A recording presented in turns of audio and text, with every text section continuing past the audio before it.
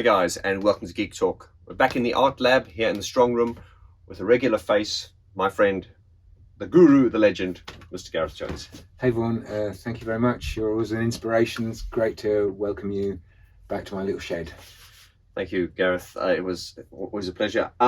We just had a very fun event that we ran last week, Tuesday, which was the deep dive into construction time again. That's right. That's a week ago today, actually. It is Tuesday. So we've had a week to digest it, and it was a lot of fun, and it was a debut, really, a unique, worldwide exclusive, I suppose.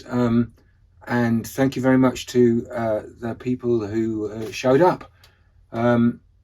Shall I talk about it a little bit? As some people were a little bit disappointed that we didn't film it and everything, and I think we had our reasons for doing that, but I think we wanted to keep it exclusive and intimate, and you have to be there.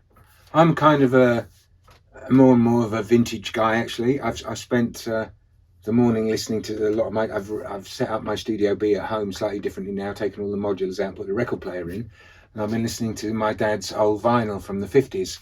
So there's something about the in-person event where no one's looking through their phones that makes it really special, and also I think rewarding for all of us, spiritually, actually.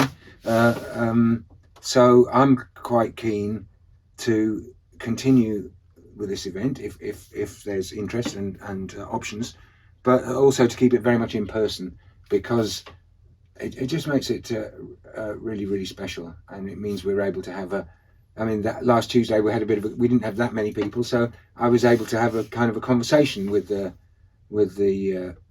people who came, and that was super nice for me. Yes, and of course we did it here at the strong room, so we had a room of 70 people, and we did sell it out, and we had all the people sitting around you, and I think it worked really, really well. You actually answered a question which I was going to ask you, and many people have asked you is, would you be prepared to be doing this again, or in other countries, other venues, other places?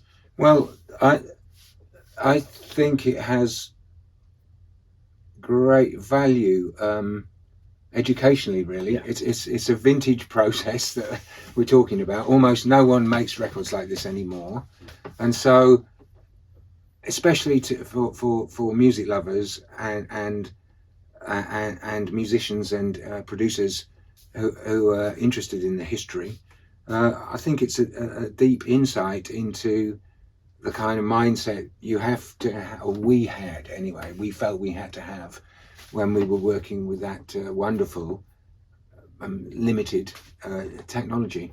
So yeah, I'm interested in doing it again. I mean, artistically, as you know, it was, that event last Tuesday was well worth doing. It was a very special moment for me, as it was, I know, for everyone there. But it took me a very long time to prep it. So obviously, having done the prep work now, it's a bit like, as you mentioned, it's a bit like, doing a show, doing a lot of production work for a musical show, and then only doing one show. That's kind of pointless. Yes. Having done all the prep work, I'd be interested to share it further. Okay, well, that's fantastic to hear, and I think we've spoken about this before at length, Gareth. You're an artist, and like most artists, we like to be focusing on the future and what we're doing now. And so I'm very grateful, and I think we were all very blessed to actually have you agree to do that, because it is, as I say, you are doing a lot of current stuff, but to go back to 40 years ago. I would just like to say, go on, that you said I've agreed to do it. The handshake hasn't sealed the contract yet. There was no handshake, but I'm open. But that was like a Vaughn joke, by the way. Yeah, I know. I'm trying to get in the mood. I'm trying to, come to your party. Dumb yourself down to my level. But there is something. It's quite interesting, and I very much want to talk about quad. Yes, as you know, we're definitely coming to that, because that is definitely what we're coming to. I just want to say as well as to those of you who weren't there, they missed out big time. I wasn't surprised by all the positive comments, but I'm still getting comments and questions regarding it. I just want to actually say, and there's a lot I can say, but one of the things that blew my mind was hearing those songs, these songs that we all know so well and love, but hearing them in a different way. And you you presented them in a quad system, which we're going to talk about later. So obviously the interpretation was slightly different, but it was just listening to these songs that we've always heard, but hearing them back in a way we've never heard them before. The attention to detail and everything, getting the goose flash just as I talk about it now. It was amazing. And also when you realizing that everything was right, you only had 24 tracks, and one of those was taken up by time code. Well, and two actually. One was taken for the code. 22 tracks. Yeah. And to get that much complexity and detail in just 22 tracks is, shows how less can be more. But also when you isolated all the individual parts, we had wow moments like Fletch singing the middle eighth in Told You So. Yeah. Standing in line, the mighty, the blind. That was amazing. And then also in Told You So, when we isolated the individual parts, hearing how many layers there were to each individual sound, but also noticing how there is an acoustic guitar line playing some of those sounds, which you wouldn't know is in there, to form part of the transient. Now the point I'm trying to make is, so I'm getting long-winded here, is you were doing stuff 40 years ago, which now is common knowledge, people know about, you put a click in at the transient thing. But this was 40 years ago. You guys were pioneering that. Yeah.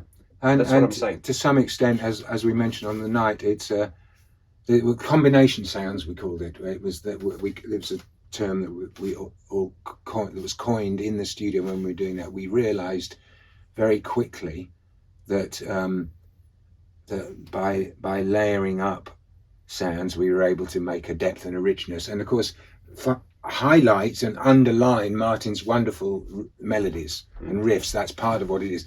I mean, I didn't realize at the time, but we're kind of selling the hooks, if you like, by trying to orchestrate them gorgeously.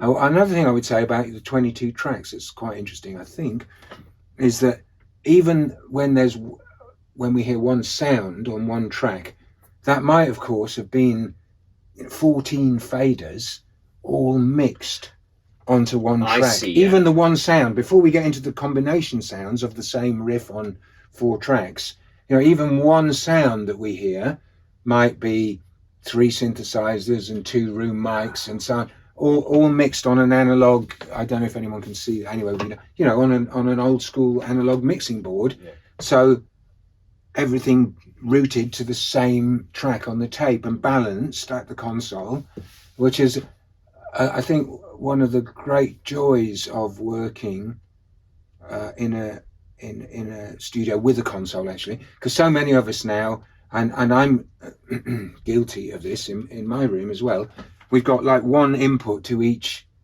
voice on the DAW. So we tend, if we record 4 elements to a sound, they kind of automatically go on 4 separate tracks. Yes. On the DAW. Yes. We don't go that extra stage and balance them together and put them on one track. We could, and I would do it more if I've just reinstated my old analog mixer here, partly to embrace that way of working, because it is very powerful, obviously, because once you've mixed all the sounds together, there's no going back, which means the next sound that you put on somehow dovetails with the sound that you've already made. I'm just highlighting that because even the single tracks may have had many channel faders and many microphones and several synthesizers routed together and mixed together. No, that is absolutely right. So although you're only seeing, so the lead line to Told You So is made up of you see the 4 synth parts. Each individual of those could have up to multiple different parts in them. Yeah, multiple different synths and room mics and amps and so on, overdrives, all mixed spontaneously, I suppose, given consideration by everyone in the room. How's that sound? Great, let's record it. Or hang on, I can't hear the cobalt, turn it up a bit or something, whatever. It was just, it's very difficult because I always find human language sometimes has a limit to, no matter how big your vocabulary is, and I'm not William Wordsworth, but there is a limit to what you can explain, as you can feel more than what you can explain. Yeah. And that was just, as we say, it was mind-blowing, just hearing those songs, as I say, mixed in quad. And we're going to go into quad in a moment, but it was hearing the songs that we know so well, but hearing them in a different way. So it's like, I know that sound, I know the song, but I'm hearing it in such a different way. Now let's segue into quad, because I think a lot of people are familiar with the terms 5.1 and surround, although I think no one really knows what they really is. I mean, I'm no expert myself. But when we did our event last year in October, at the Ship and Whale, yes, you asked to present it in quad. So can you explain to us what the difference is between quad and surround, essentially? I don't know if I can, but quad is an immersive format, obviously quad 4, and it's a vintage immersive format. It goes back to the 70s for sure, possibly the 60s. It goes back to the 60s, and I look on it as like it's a punk immersive format. For me, it's one of the simplest. It's like punk Atmos. It's one of the simplest immersive formats you can do. I'm trying to use 4 identical speakers, one in each corner, and that's one of the reasons why I'm keeping the event an in-person event at the moment, because part of the manifesto is that should it be presented again, I want to present it in quad, because that gives me a huge creative kick as well. It's something very new. It's old technology, but it's very new for me, and that keeps it exciting and interesting for me. Plus, as you said, it's an incredible experience because you can hear all the details of the production in a completely different way. And there's something we found there's a bit magical about quad in the and I've had it in the D&B systems in King's Place as well. It almost doesn't matter where you are in the room. Everyone thought they had a good seat, right? This is what I was going to say. Isn't that amazing? And it's a bit like a witchcraft in a way, because if we take the old 5.1 systems, and I don't want to go too much into that. I'm not an expert, but I think we all it started with the home stereos. You've got the 2 speakers there, then you've got the 2 smaller ones behind you, and the sort of 5.1 system. The thing is with those formats is, and correct me if I'm wrong, in order to experience it, you need to be sitting in the sweet spot, dead center. This was what really amazed me at this event we did was it didn't really matter where you were sitting. Yeah. You were hearing everything. You could hear across the exactly. space. So in a 5.1 system, if you're sitting a little bit to the left, you're going to be getting too much of the back. I don't know if that's true, but 5.1's really. I think it's an early film format, isn't it? It's really made for movies. Yes. The dialogue, the dialogue is at the front, in the middle, and at the back in the little speakers is kind of atmosphere, almost, or like the wind noise or the birds or whatever it is, a car going by. Mm-hmm. Yeah, the way that we're trying to use quad, and quad's very doable. That's one of the things that I would like to shout out to Jamie Harley here, my friend who you met at the event, the genius producer and mastering engineer and live sound guru, who I was on tour with Kankis and Jan Tiersen last year. That's when I got to know him. We had many conversations about quad and his love of quad, and it's inspired me to revisit the format. I did a quad live tour with Tuxedo Moon in the early 80s, I think. Wow. It's the only time I've been a live sound engineer.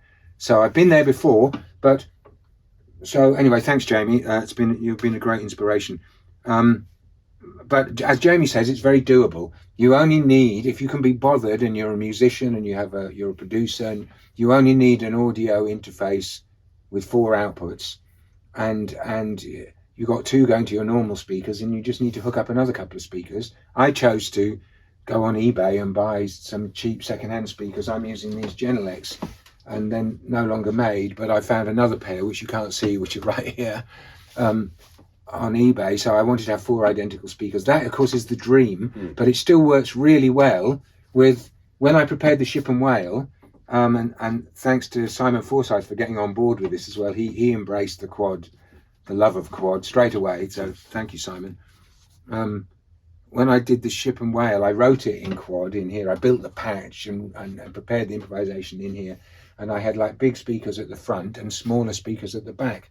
So they weren't identical, but it was still very creative, So it's a doable format. It's like punk atmos. There's something incredible about it when you have 4 identical speakers, because wherever you are, it sounds amazing. So many people came to me from that event and said they felt they had the best seat. Yeah. Well, no matter where they but were sitting. It didn't matter. And as I say, I'm not an expert on it, but I'm thinking now, if that was presented in 5.1, it would be very dependent on where you'd have to try and have everyone sort of in the middle. But you had people, obviously, because, we had to. Constraints we had of to space, because, right? it was like a circle. But it didn't really matter. So if you're sitting off to the side to one speaker, you're here. And you could tell it didn't matter because everyone was comfortable. Yeah. No one was thinking, especially with music lovers and especially some of the music lovers who were at this event, they know the original extremely well.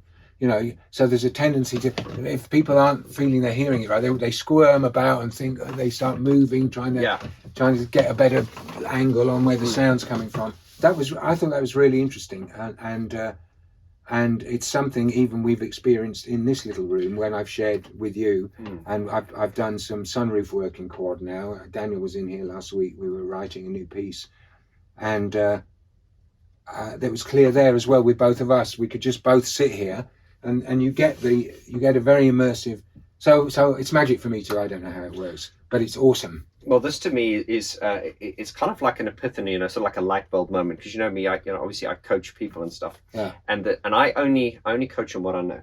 So I'll never teach people what I don't know. So I'm very intrigued in this. It's something I would like to go into more detail, and it is something that I believe will be a lot more usable, because now with the spotlight on Dolby and surround and atmosphere with Atmos, people sometimes say, how do you mix in Atmos and things like that, and it's a different skill.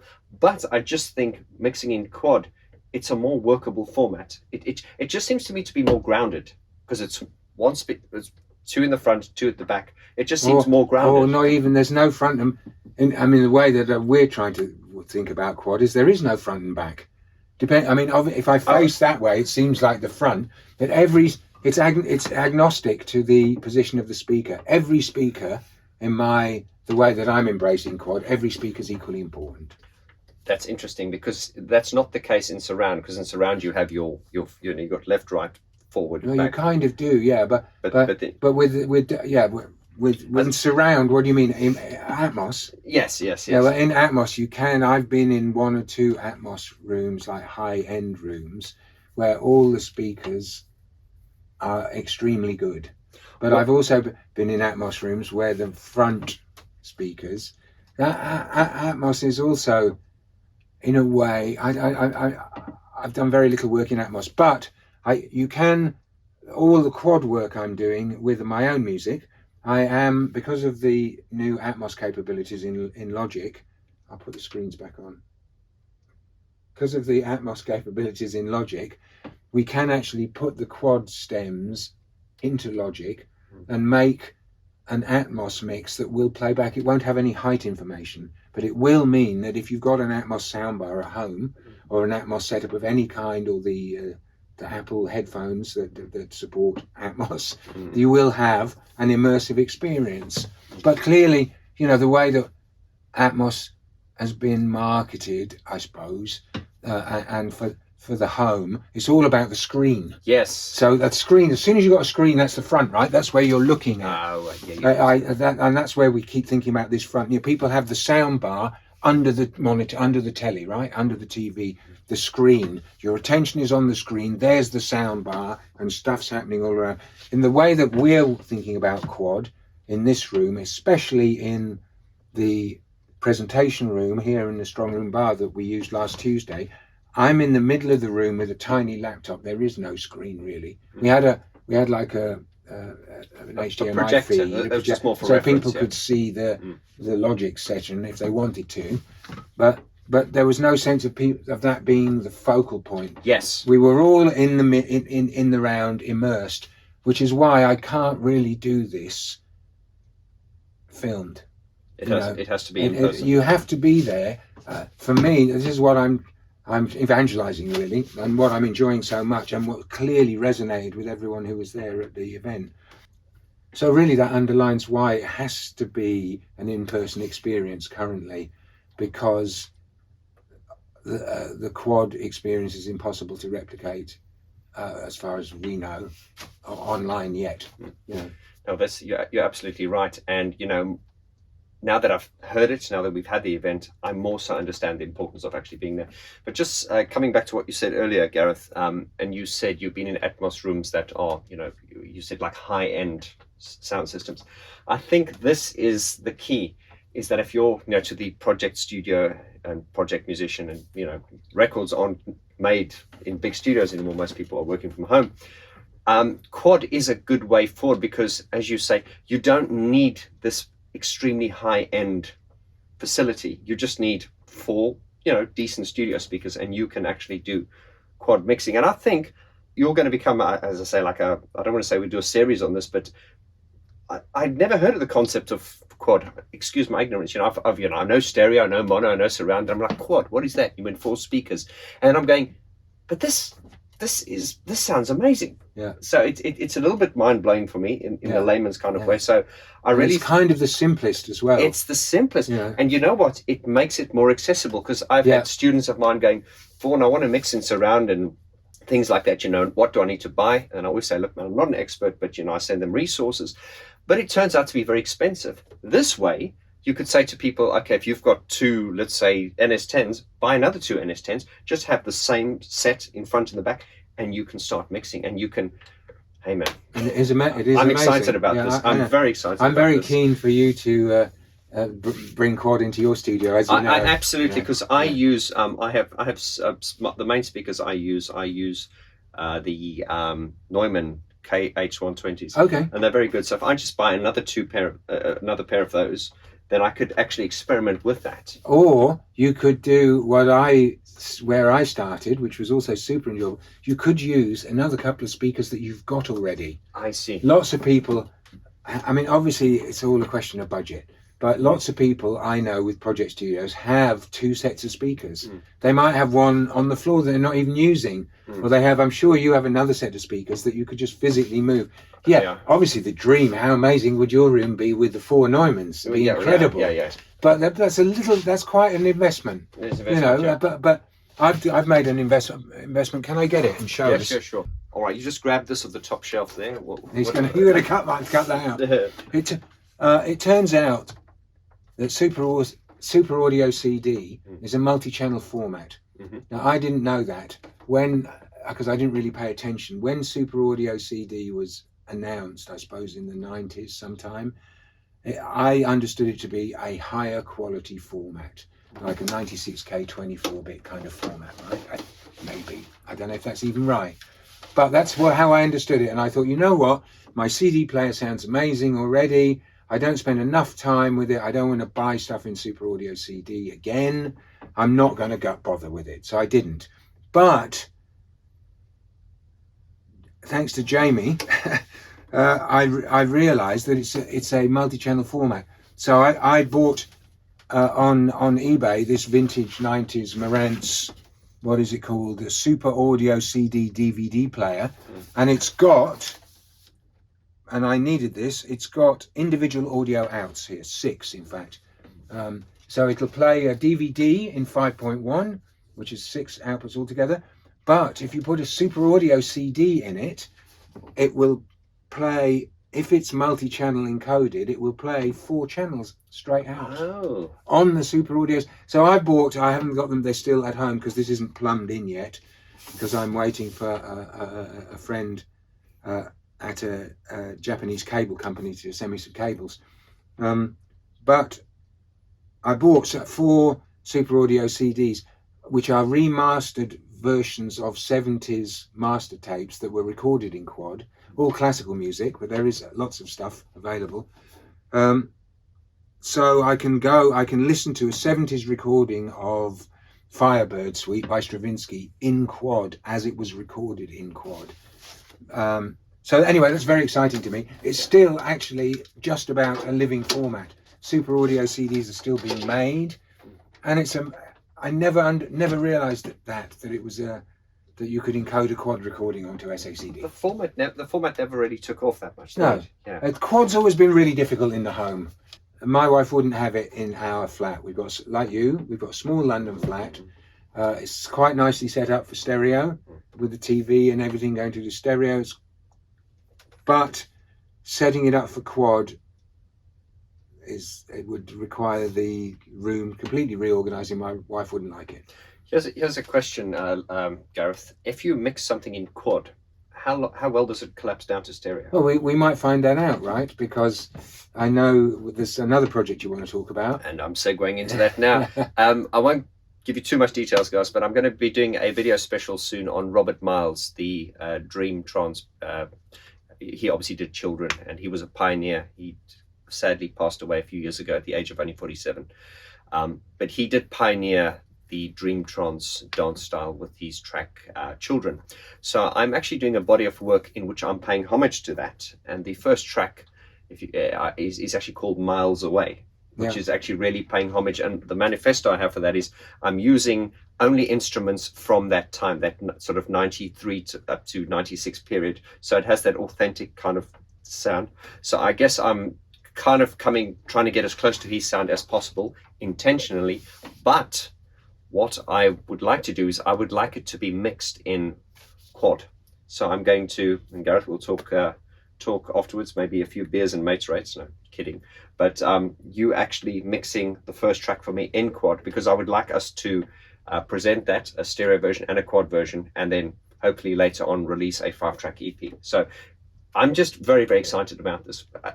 As I said, the lights came on when I was sitting in your studio here and you were playing Depeche Mode's Love in Itself. Mm-hmm. I've heard that so many times, but I was sitting here going, it's weird because you've heard it so many times, but you're hearing it now in a way that's better, different, more, it's just amazing. It's like it opens up, but it doesn't seem to open up in a way where, and I don't want to go on a tangent now, but sometimes with surround systems, and I suppose there are surround systems and then there are, high-end surround systems. I guess if you're not using a premium surround system, things can sometimes sound a little bit out of phase and weird. Well, it depends on the mix as well. Exactly. Obviously, I've got an empathetic relationship with the mix. Okay. Because I worked on the original mix, and so I kind of, even though it's decades later, when I'm throwing together like an educational demo quad mix for us to listen to and the attenders to listen to, I'm doing it.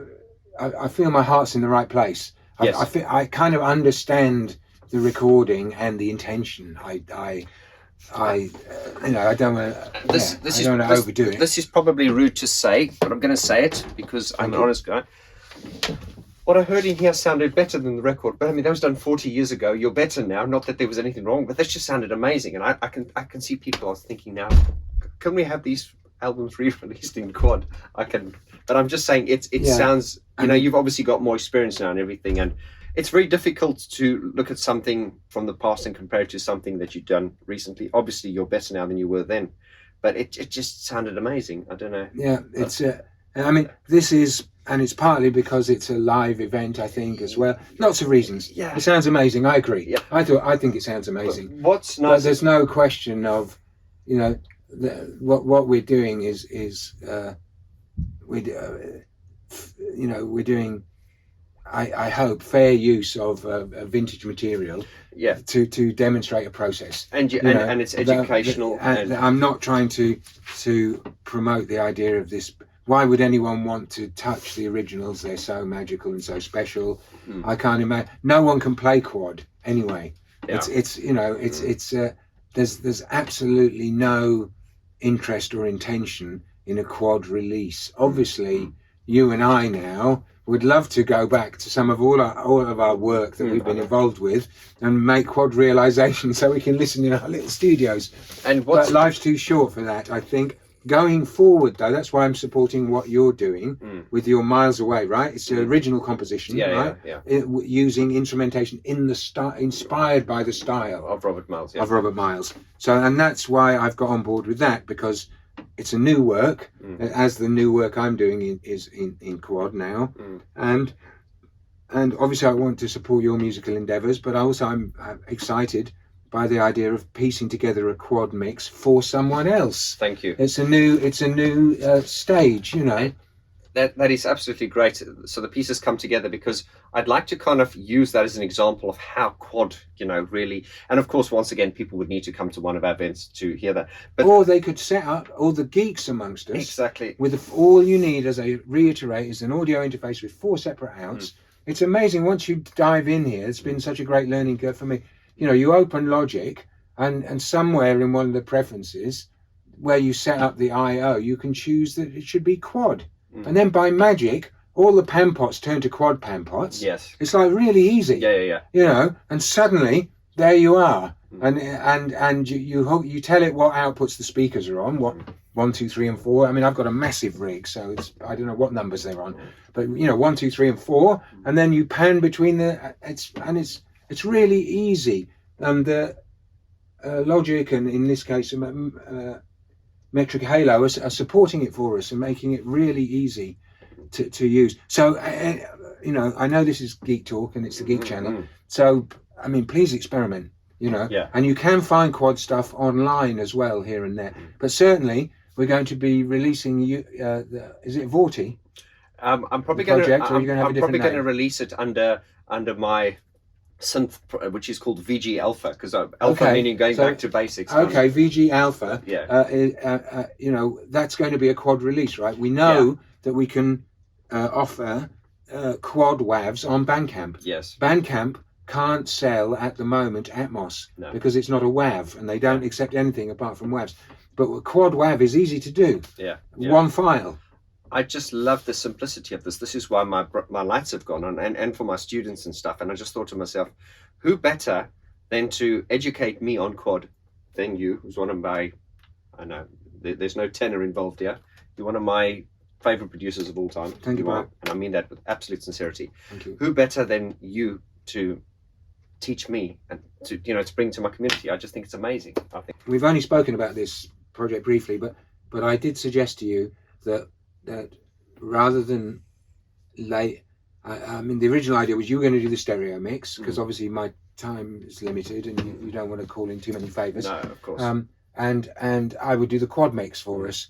But then I said, well, why don't we wait with the stereo mix and we'll find out what happens when we fold the quad mix down to stereo. So because every speaker's equally important, I'm thinking a great start will just be to bring the speakers 3 and 4 into speakers 1 and 2, exactly, and then have a listen to what it sounds like. So start off with quad, and then collapse it to stereo, and then perhaps we need to make a couple of small adjustments. This will be interesting, because just for education, I mean, I can't, and there's so many tutorials online, I can't find anyone who's actually done that. So this would be independent artist working with one of his favorite producers to take a quad interpretation and see how it goes to stereo. So for the educational value of that, not only to me and to the community, that'll be worth its weight in gold. Yeah, it has been done. One of the quad pieces I've got that I downloaded from the BBC website a few years ago when they offered it to us is a piece by Karl-Heinz Stockhausen called Hymnen, and it's like kind of sampling of different national anthems. It's a legendary piece. Okay, so that I believe is conceived in quad, as is Gesang der Jünglinge, which is they're going to play at the King's Place this weekend in Surround, actually, but I don't think I can go. But he created those pieces in quad, and most people have only heard them, the recorded versions, in stereo. So they were also collapsed down to stereo back in the 70s. I don't know how they did it. Probably pretty much as we're going to do it. Collapse it down to stereo, see if it needs any small adjustments, and then record the stereo.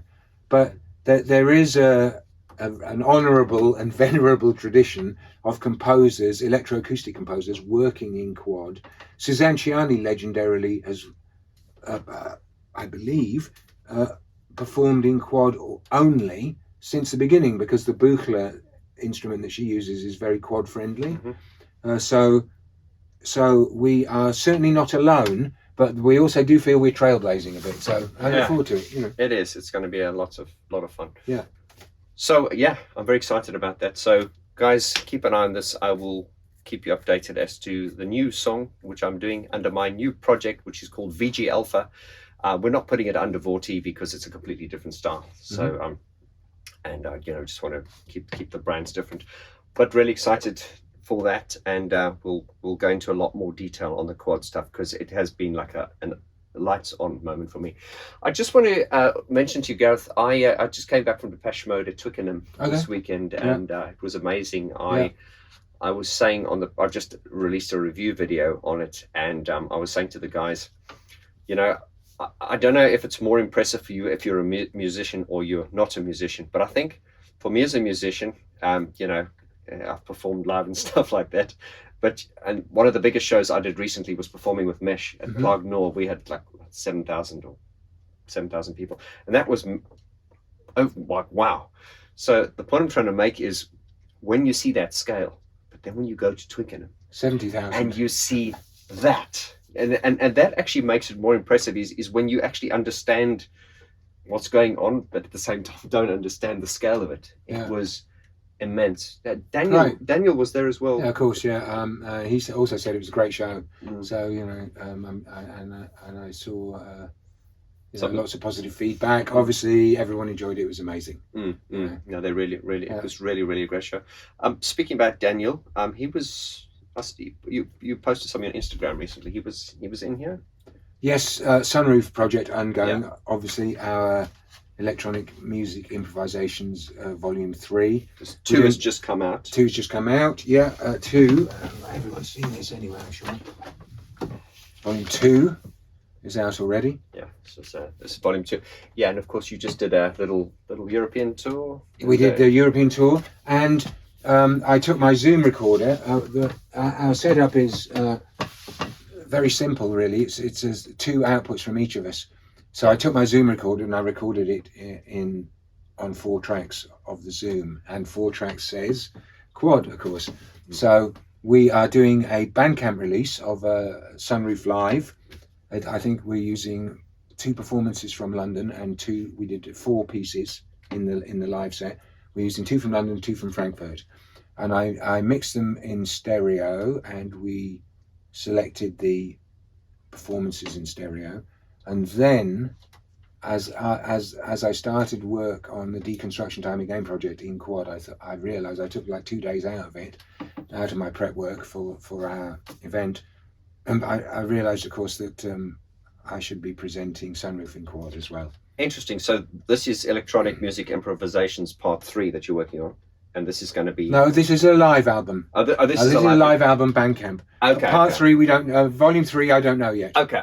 Volume 3 might be a quad release, I don't know. Oh, okay. But the live album, Sunroof Live, which is Bandcamp only. It isn't yet. It will be Bandcamp only, I believe. Is also going to include quad versions. Gotcha. So I'm just encouraging everyone to set up quad systems. I must say, I think there's going to be a lot of excitement. You will. I think you will set up a quad system. I realise one reason is because I will be able to give back to you, as fellow Logic users, I will be able to give back to you a Logic song of your composition in a quad mix. So once you've got that on your hard drive, that's really going to, pressure you to just bother to set up 2 speakers extra and route to the 4 speakers, so you can hear it in your own studio. And there's a lot going on here. The process is not very fast. I'll try my best. But when you talk about 5.1 and stuff, you have left back, left right, front, center, all that kind. With quad, essentially what you've got is you've got stereo, so it's left and right and back. So you don't essentially have a front. You just have left, right. Am I explaining myself properly?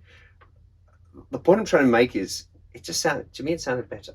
Yeah, it sounded better, and it makes it's an emotional thing, right? Yeah, it doesn't matter. It doesn't matter if you enjoyed it. That's great. It sounded more like grounded.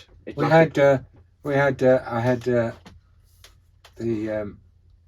new tech at Strong Room, very talented young Italian dude. I played him some of the quad in here the other day, and he said he's not really heard quad before, and he said, I could listen to this. Said immersive Atmos, there's a lot of it I don't really like. It doesn't do anything for me. And he just said, oh no, I could listen to this. So hey, there's no justification. It's not a competition. There's no battle going on here. No, we're not doing a formats war. No. What we know is that it touched you somehow. Oh, absolutely. And it touched everyone at our event. I also liked it because it seems more accessible to me. It seems like I can understand it better. Yeah. Not only did it connect with me much, we should actually do, shout out to Kevin and Paul. Kevin, if you're watching, we should possibly do a three-way podcast. Kevin obviously remixed all the Depeche Mode catalog back in 2005 for the remaster series. He did it all in 5.1. So he'd be a good one to talk to about that, because that's really his kettle of fish. And then you know, knowing, or, you know, on quad, I'd love to kind of, it'd be an interesting conversation, because the 5.1 stuff, wonderful as it was, and great to be involved in it and hear Kevin's work in the Mute studio at the time. I really enjoyed it, hearing it. But that was a very different brief, because he was charged with, you know, the idea really was to make a version of the stereo album in 5.1. Yes. As a lot of the Atmos versions of albums you hear now on Apple Music, obviously is the legendary Atmos streamer. It's really an Atmos version of the album. When I do the quad versions, I don't really care about the stereo. Yes. I care about the song when I'm doing the educational demonstrations of the multi-tracks. You know, obviously the song's very close to our hearts, but I'm not particularly focused on trying to make something in quad that replicates the stereo. The stereo is the stereo. Yes. And so it's very free. It's much freer for me. I'm just thinking, well, this is a wonderful space, and I'm freely panning stuff around and moving stuff around and just having a ball. So yes, and just the way you've explained it, it seems to take a lot of the guesswork out, because I always find that when you're mixing and stuff, in fact, any art form, you should be operating on instinct. And I always find when something comes into your art form that takes your attention away from the creativity, that's a bad thing. And I also found like with the, you know, I've been getting into, like, you know, surround sound and then just on Logic and stuff, and there's a part of me going, I don't know if I'm doing this right and stuff like that. And then of course they say if it sounds right, it's right.